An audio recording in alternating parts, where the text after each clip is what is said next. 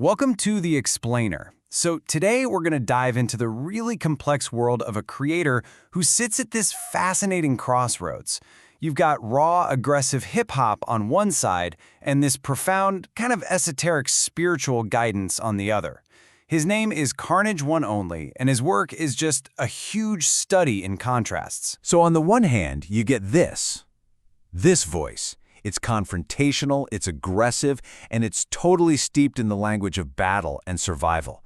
This is the artist who pulls zero punches, basically turning his pain into a weapon. And then you get this.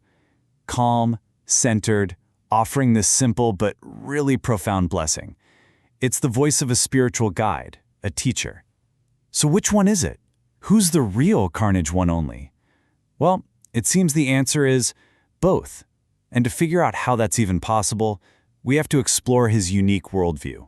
Let's get into it. All right, so to really get where he's coming from, you've got to start with this one core idea, that the reality we all think we're living in, it's not the real deal.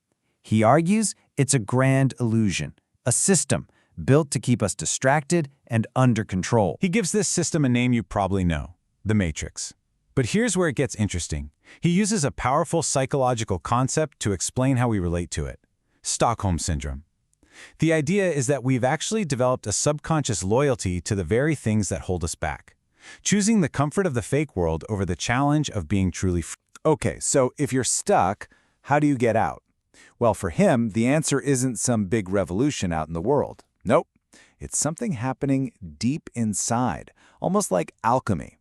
He talks about activating the Christ within, which he describes as this sacred oil from the brain that literally travels down the spine to create a spiritual seed. Salvation isn't something you find, it's something you generate. And get this, he actually points to a specific year for what he calls a software update to the Matrix, 1993. Now, in his view, these events that look totally unconnected, they're not. They are all part of a new layer of illusion being woven into the fabric of reality by these powerful figures and corporations. So you might be wondering, where does a worldview this intense even come from? It doesn't just appear out of thin air.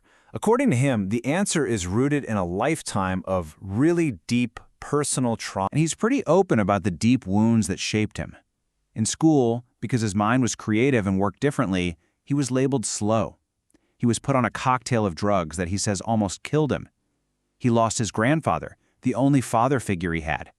He survived intense turmoil at home and carried this crushing weight of feeling like a failure as a dad, describing his life as a circus act where his own pain was just a performance for everyone else. And this is the absolute key to his whole philosophy. He flips the script. He asks this really powerful question. Instead of seeing all that pain as just a series of things that broke him, he reframes it completely. He suggests those traumatic experiences were the whole point. They were the keys that unlocked a deeper way of seeing the world. Okay, so if the pain is the key, what does it unlock? This is where his art comes in, big time. For him, music is the medicine. It's his way of taking his own therapy and turning it into a prescription for a world that he sees as being just as sick as he was. I mean, he couldn't be more direct about it. He has a song literally called Antidepressant. The title itself is a huge statement. He's reframing his music, right? It's not just entertainment. It's a real tool for healing. And if you listen to the lyrics, it's like he's positioning himself as a different kind of pharmacist, you know? He's writing you a script, a prescription that you can't get from any dealer, because it's a medicine for your soul, meant to fix what's broken inside through rhythm and rhyme. He actually breaks it down into a kind of three-step process. Let's call it the carnage prescription. Step 1 is just to listen, to let the rhythm heal you. Step 2 is about using his words to rebuild how you see yourself. And the final step?